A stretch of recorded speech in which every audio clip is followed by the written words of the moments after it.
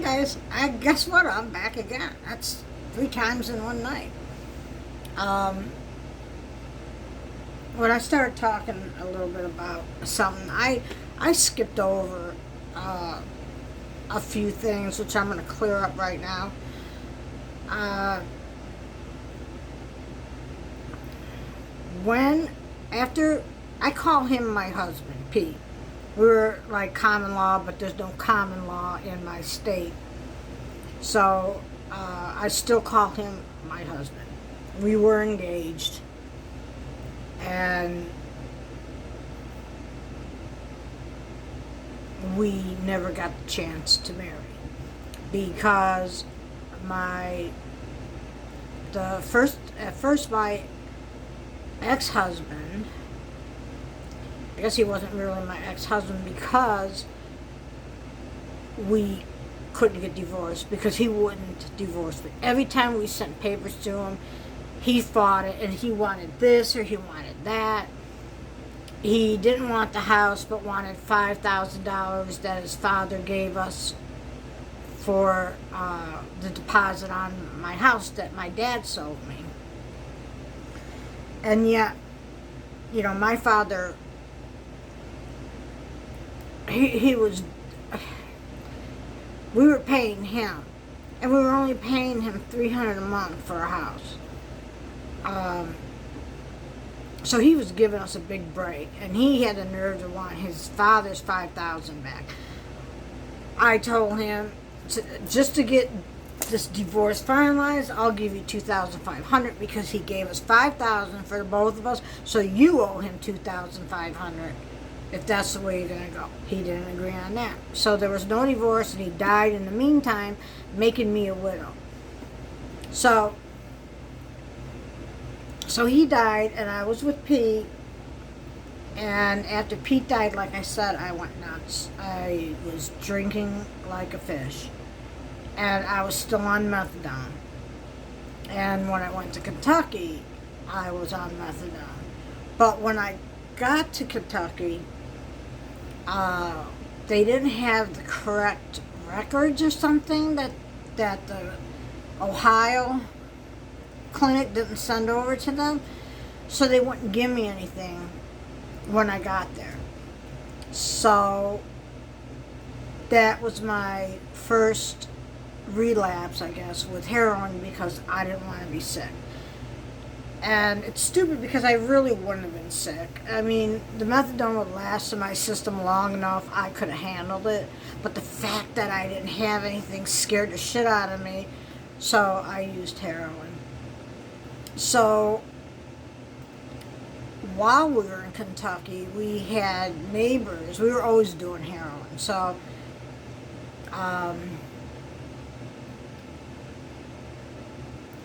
that was after we got kicked off the clinic.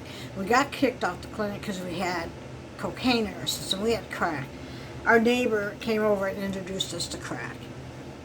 And we loved it. And we were off on and running on that. But I mean, it was terrible. I did some terrible things when I was on crack. Nothing to do with selling my body. I never did that. But we were poor, and I went there so we could own a bar and a nice house and everything. And we lived in crappy places, didn't have any money. And this church gave us a bunch of Christmas toys for the kids, and he talked me into selling a big remote control truck that was given to us to give to my son for Christmas, and I sold that, and we got ripped off because the person said, oh yeah, he's coming out with the money, but she's sitting there smoking crack in her car. She needed a place to smoke crack, and she was, oh, here, I'm going to be cool and give you guys a head. Which she did. And this was the ghetto of ghettos where we were sitting. And they kept coming out looking at us like they wanted to kill us or rob us or something. I mean, it was a bad, bad area. And while we're sitting there waiting for this girl to sell that truck for us, there's people outside comparing guns. Their guns. They're looking, And the one guy, he's holding his gun. He turns around, he looks at us, and he lifts it, kind of like up. It was weird. He just kind of did like an up and down thing, jerking his head and staring at us. That scared the shit out of me because I thought I was going to be shot. So this girl comes back and she goes, yeah, he's going to be closing. It was a store. He's going to be closing in a minute. He'll bring out the money. And she's smoking, she's going nuts in the back seat, smoking up this crack, giving us a hit every once in a while. And then I see the store owner come out with the truck. It was big. And he comes out and he puts it in the back of his SUV. And I'm thinking, okay, cool, he's going to come give us the money. He drives away. I knew we were ripped off. So then she's in the car and we're saying, we got to get out of here. We try to start the car. There's no gas. We ran out of gas. We are stuck there. The store is closed. All these guys are and girls were hanging around, being all tough, It was like, and they just kept staring at us. And it was scaring the shit out of me. And then, so some guy comes along and he rolls down his window and he's like, why are you guys sitting here like that? And we said, we're out of gas. He goes, I'm going to go get you some gas. You got to get out of here. This is not the neighborhood for you. And he did. He went and got gas. He put it in a tank. He said that should be enough to get you to a gas station.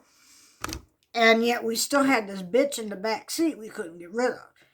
So finally, I'm like, you got to go because we got to go. She goes, well, you can't leave me out here. You got to take me back to where you found me. So we're trying to get back, and she keeps going, wait, stop here, stop here. This guy's got some crack. I'll turn you on. I feel bad for you losing it. I can't believe he stole your truck like that. No, he didn't steal it. You got the money for it. You bought the crack, and you're sitting there in the back of our car smoking what should have been our crack and handing us a pity shot every now and then.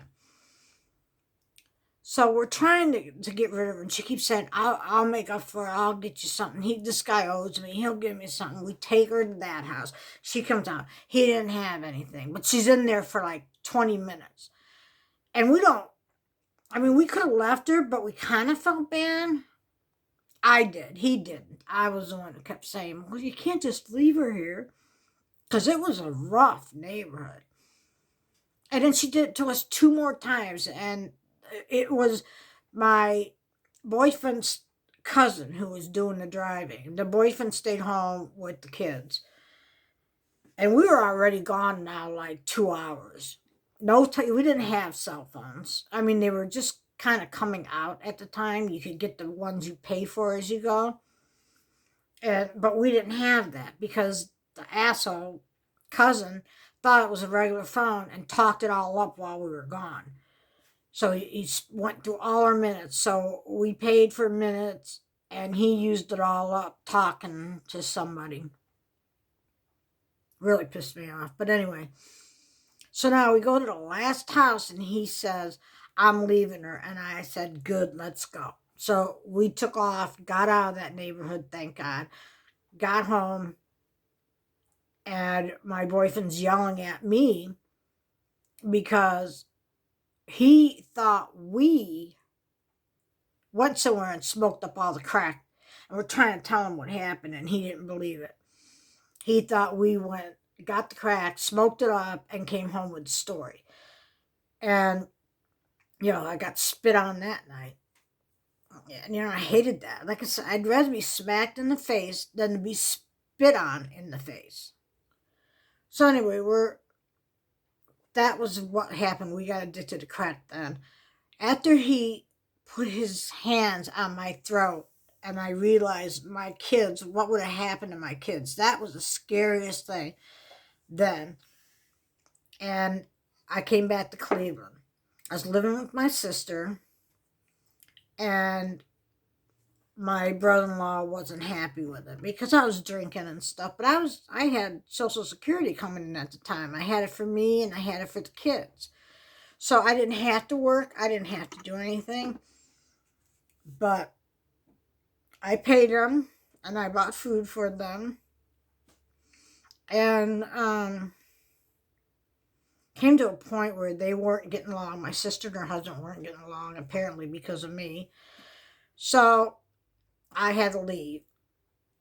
And in the meantime, my boyfriend from Kentucky, ex-boyfriend, was calling the house and saying, I miss her so much. I love her. I'm going to change, whatever. And my brother-in-law, believing it, said, well, why don't you come and get her? When he wanted me out of the house anyway, because I was useless there. So he comes back to Cleveland, and I realize I have no place to stay now because I'm being asked to leave my sister's house. So I went with him because I would have somebody with me. And we went and rented a motel for the week, which we ended up doing all the time. And, getting enough money together, paying for another week so we had a place to stay. But between us, we were both thrown in jail for a few days or whatever, here and there.